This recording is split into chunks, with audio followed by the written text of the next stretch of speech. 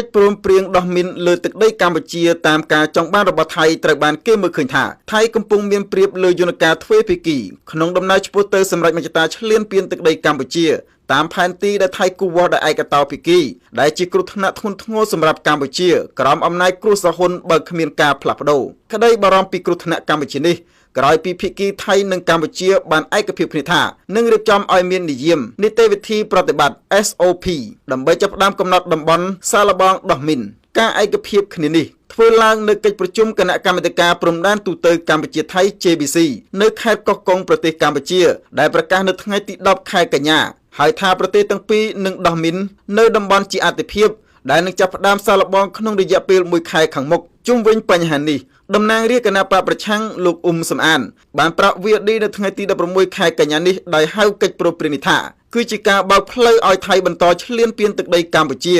លោកថានេះគឺជាសម្ពាធរបស់ថៃដែលថៃកំពុងឆ្ពោះទៅសម្រេចមជ្ឈតាលេបទឹកដីកម្ពុជាតាមផែនទីខ្នាត1លើ50,000ដែលមានរកនាំកម្ពុជាធ្លាប់ហៅថាជាផែនទីចោលការដោះមាននេះគឺជាគ្រោះថ្នាក់មួយដែលនឹងធ្វើឲ្យថៃមករំលោភយកដីខ្មែរយើងស្រេចចិត្តឈ្លានពានទឹកដីខ្មែរយើងស្រេចចិត្តហើយយកបន្លាលុះមករាយយកដីខ្មែរទៅតាមផែនទីខ្នាត1លើ50,000ដែលថៃចង់បានហើយវាដូចនឹងសម័យលង្វែកដែលខ្មែរយើងទៅកាប់ឆ្ការព្រៃឫស្សីដើម្បីយកប្រាក់ដួងបន្តមកថៃបានវាយកមន្ទីរលង្វែកហ្នឹងបានជោគជ័យហ្នឹងដូច្នេះជាសរុបមកការដោះមាននេះគឺវាគ្រោះថ្នាក់ទៅដល់ទឹកដីរបស់យើងវានឹងបើកផ្លូវឲ្យថៃចូលមករំលោភយកដីខ្មែរយើងស្រេចចិត្តរាយបន្លាលុះយកដីខ្មែរយើងស្រេចចិត្តទៅតាមផែនទីខ្នាត1លើ1000ដោយសម័យលង្វែកដែលខ្មែរយើងទៅឆ្ការព្រៃឫស្សីដើម្បីយកប្រាក់ដួងដែលធ្វើឲ្យថៃវាបែកមន្ទីរលង្វែកសម្រាប់លោកសំអានការដោះមីនតាមព្រំដែននឹងធ្វើឲ្យថៃកាន់តែមានឱកាសឈ្លានពានទឹកដីកម្ពុជាព្រោះទាហានថៃជន់មានដាច់ជើងកន្លងមកគឺដោយសារតែពួកគេមានចេតនាចង់ឈ្លានពានទឹកដីកម្ពុជានៅតំបន់ប្រាសាទតាក្របីលោកទាញជាឧទាហរណ៍ថាទាំងអស់នេះហាក់ស៊ីគ្នាទៅនឹងយុទ្ធសាស្ត្រឈ្លានពានរបស់ថៃកាលពីឆ្នាំ1987ដោយសហការជាមួយប្រទេសឡាវឲ្យដោះមីនតាមព្រំដែនលទ្ធផលថៃបានឈ្លានពានទឹកដីឡាវបានសម្រេចបាទគេដោះមីនគោលបំណងរបស់គេថៃគេមានល្បិចរបស់គេថាអូដោះមីនទៅដើម្បីយើងសហការគ្នាដូចមុនបកច្រកព្រំដែនឡើងវិញគេតាមពិតអានេះជាល្បិចរបស់ថៃណាហើយគេដោះមីនដើម្បីអីដើម្បីគេងាយស្រួលដើម្បីមករាយបន្លាលុះយកដីខ្មែរដើម្បីគេឈ្លានពានទឹកដីខ្មែរស្រួលគេចល័តតបរបស់គេល្បាតនោះស្រួលអានោះដោយកាលជាមួយឡាវកាលឆ្នាំ87អញ្ចឹងថៃគេប្រាប់ថាឯងដកតបទៅប្រចាំថៃដកតបតាមក្រោយដល់ដកឡាវដកតបទៅថៃវាយកបន្លាលុះមករាយដោយសពថ្ងៃអញ្ចឹងរហូតដល់សពថ្ងៃនេះគឺតាំងពី87ដល់សប្តាហ៍គឺថៃយកទឹកដីឡាវនឹងបាត់ឥឡូវគេយកអាល្បិចហ្នឹងមកលេងជាមួយខ្មែរយើងឯងដោះមានទៅដើម្បីគេចូលមកយកដីខ្មែរយើងស្រួលហើយលេបន្លាស្រួលលុះហ្នឹងវាស្រួលអាហ្នឹងជាល្បិចរបស់ថៃព្រោះកាលបីយកប្រាសាទតាកបីមេតបថៃមិនសារភាពចំពោះប្រជាប្រដ្ឋខ្លួនថាគេអាចយកប្រាសាទតាកបីបានទេព្រោះមានវាច្រើនពេកអញ្ចឹងវាទទួលស្គាល់ថាមានហ្នឹងគឺជាឧបសគ្គដែលវាឈានពានទឹកដីខ្មែរយើងអញ្ចឹងកាលណាយើងដោះមានគឺដូចបើកដៃឲ្យថៃមកយកដីខ្មែរយើងសម្រាប់លោកសំអានផ្ដល់ជាយោបល់ថាកម្ពុជាអាចយល់ព្រមជាមួយថៃដោះមីនតាមព្រំដែនបានលុះត្រាតែបញ្ចប់រាល់ចំនួនព្រំដែននិងមានការបោះបង្គោលព្រំដែនចប់សពគ្រប់លោកបន្តថាកន្លងមកមេតបថៃរអ៊ូនឹងសារភាពចំពោះបរដ្ឋថៃថាទាហានថៃមិនអាចវាយយកប្រាសាទតាក្របីបានដោយសារតែមានគ្រាប់មានច្រើននៅតាមបន្ទាត់ព្រំដែនប្រហែលគ្នានេះដែរប្រធានក្រុមប្រឹក្សាឃ្លាំមើលកម្ពុជាលោកម៉ែនណានិយាយថាការយល់ព្រមដោះមីនរួមគ្នាលើទឹកដីខ្លួនឯងឆ្លុះបញ្ចាំងថាមេរងនាំគ្រួសារហ៊ុនទទួលស្គាល់ថាទឹកដីនោះជាទឹកដីរបស់ថៃដែរលោកហាក់ស្ដីបន្ទោសថាគ្មានមេរងនាំលើពិភពលោករូបណាឆោតល្ងងព្រមដោះមីនលើទឹកដីរបស់ខ្លួនដើម្បីបើកផ្លូវឲ្យសត្រូវបន្តចូលទន្ទ្រានឈ្លានពានទឹកដីកំណើតរបស់ខ្លួននោះទេ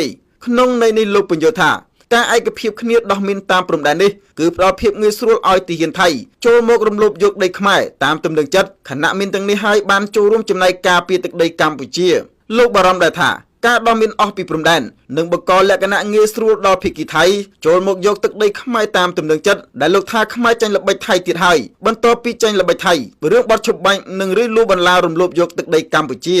នៅពេលដែលយើងដោះមានអស់ហ្នឹងគឺថៃគេចូលមកយកដីខ្មែរទៀតហើយគេចូលមកយកដីខ្មែរយ៉ាងស្រួលទៀតហើយរដ្ឋាភិបាលកម្ពុជាហ្នឹងប្រកាសដាច់ណាត់មិនអោយកងទ័ពជួរមុខខ្មែរហ្នឹងធ្វើការតវ៉ាអីជាមួយថៃទេឲ្យនៅស្ងៀមអញ្ចឹងទៅហើយបដ ឲ្យគេយកអញ្ចឹងហើយបើបដ ឲ្យគេយកអញ្ចឹងតើគិតយ៉ាងម៉េចអញ្ចឹងណាតើគិតយ៉ាងម៉េចឥឡូវតំបន់ជាច្រើនហើយតំបន់ព្រំដែនឥឡូវបងប្អូនជនរួមជាតិហ្នឹងលោកពិចារណាទៅតំបន់ព្រំដែនហើយច្រើនហើយដែលស្ងៀមចូលមកយកស្រួលវាយផ្ទះប្រជាពល ពលរដ្ឋនៅខាងនងច័ន្ទខាងព្រៃច័ន្ទខាងស្រុកអូជ្រៅណាស្រុកអូជ្រៅខេត្តបន្ទាយមានជ័យរហូតដល់អានសេះភ្នំទ្របខេត្តព្រះវិហារយកទាំងអស់ជុំវិញបញ្ហានេះ VOD នៅមិនទាន់អាចសុំការបញ្យល់បន្ថែមពីអ្នកនាំពាក្យក្រសួងការពារជាតិកម្ពុជាអ្នកស្រីម៉ាលីសុចិតាបាននៅឡើយទេគិតត្រឹមម៉ោងផ្សាយនេះដោយអ្នកស្រីមិនលើកទូរស័ព្ទយ៉ាងណាមានរងនាំគណៈបកកណ្ដាលអំណាចលោកហ៊ុនសែនធ្លាប់អះអាងកាលពីថ្ងៃទី16ខែមិថុនាឆ្នាំ2025ថាចំនួនព្រំដែនកម្ពុជាវាកើតឡើងពីការដែលថៃប្រើផែនទីឯកតោភាគីដែលលោកហៅថានោះជាផែនទីចោលដែលកម្ពុជាមិនអាចទទួលយកបានទេយើងគ្រាន់តែធ្វើការដាស់តឿនចំពោះអ្នកតែប៉ុណ្ណោះចំពោះមុខប្រជាជាតិរបស់យើងមានដំណាភាពចំពោះការប្រើប្រាស់ផែនទីចោលដែលឆ្លៀនពៀនយើងកាលពីឆ្នាំ2008គឺមិនកប់បីត្រូវបានប្រើប្រាស់ទេយើងសូមប្រាប់អ្នកឲ្យបានដឹង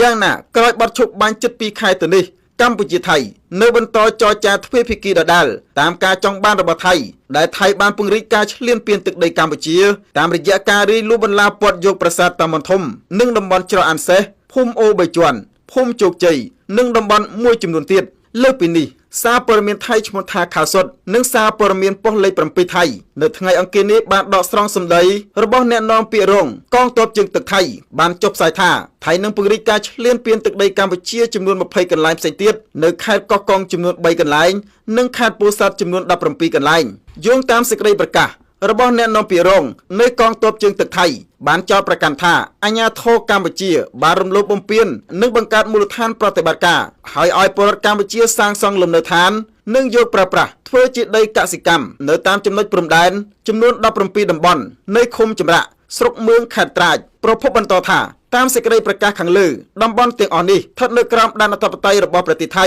ដោយកងកម្លាំងកម្ពុជាបានទន្ទ្រានកាន់កាប់ជាច្រើនឆ្នាំមកហើយដោយគ្មាននរណាម្នាក់ហ៊ានចាត់វិធានការនោះឡើយប្រពន្ធនិយាយថាភាគីកម្ពុជាបានបំពានអនុសារណៈនៃការយោគយល់គ្នា MOU ឆ្នាំ2000គឺកម្ពុជាបានរំលោភលើដែនអធិបតេយ្យថៃចំនួន17ចំណុចនៅខេត្តត្រាចប្រទេសថៃ